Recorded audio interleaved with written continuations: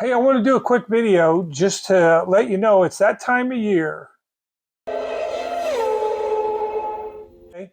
Updating, refreshing the oil, uh, now's the time to do it. And we want to do it before the rush starts.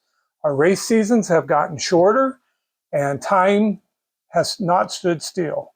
Okay, so what used to be 6 months is now about 2 months. So let's get our shocks in here. You ask, how many races can I put on a shock? Well, about 25 nights is a good number.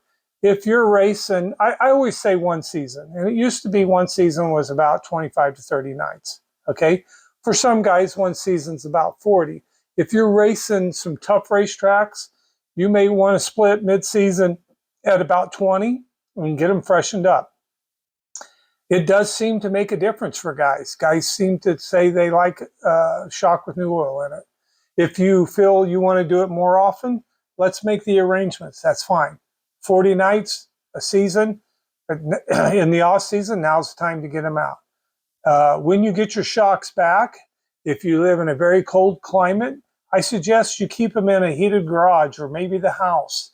Allowing them to stay out in a cold trailer over the off season is hard. It dries out the O-rings. It's hard on the O-rings.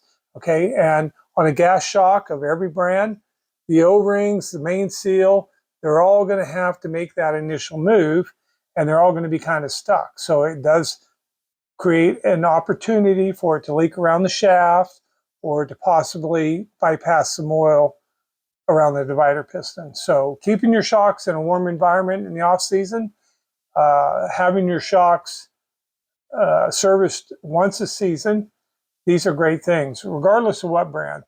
Also, if you have a shock with a slight bend in the shaft, maybe one you don't notice, and you keep seeing that the shock is creating leakage or wetness around the gland, there's a couple things that can be going on. Is a bent shaft, a pitted shaft, as I recently have missed one, but a bent shaft, a slightly bent shaft or pitted shaft is going to drag fluid out every time, and it's going to look like it's wetting up around the seal.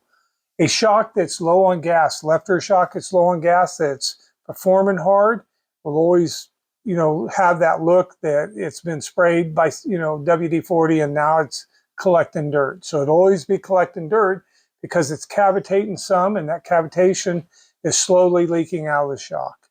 Okay, you should inspect your shocks for dents, wash them before you send them in. Clean them up weekly, and make sure that the shock goes in and out and that it travels out at a constant speed. It doesn't get hung up on a rub or a dent. Okay, these are monotube shocks.